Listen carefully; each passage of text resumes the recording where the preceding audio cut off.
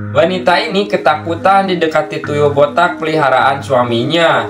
Tuyul ini baru pulang kerja mencari uang. Kini waktunya si tuyul mendapatkan imbalannya, yaitu mendapatkan air susu dari wanita itu. Sebenarnya wanita itu tidak setuju dengan sang suami, tapi ia tidak bisa berbuat apa-apa selain menuruti perintah suaminya. Tuyul itu sangat senang dan langsung minum susu.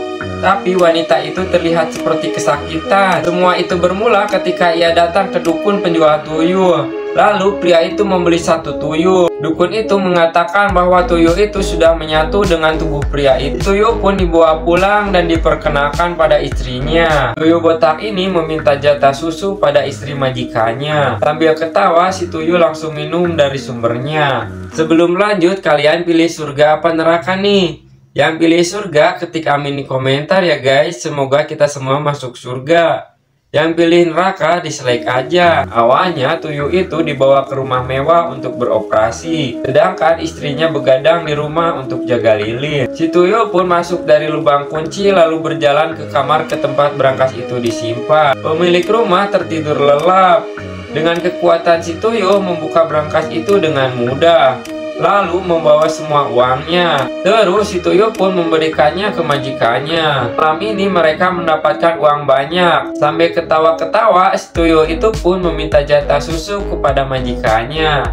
Klik tombol subscribe untuk cerita selanjutnya guys. Malam ini mereka pun mendapatkan uang banyak, tapi mereka harus memberikan upah berupa air susu kepada tuyul botak itu. Sambil nyengir, si tuyul langsung minum dari sumber yang terpercaya. Harinya teman suaminya ke rumah.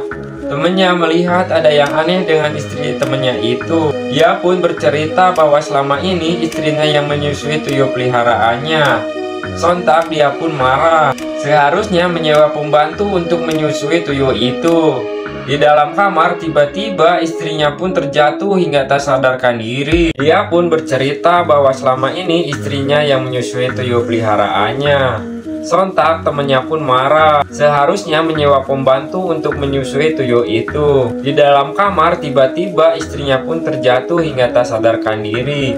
Dokter pun datang untuk mengobati istrinya. Namun sayang, istrinya tak berkata tuyul itu tak menghisap air susu melainkan darah.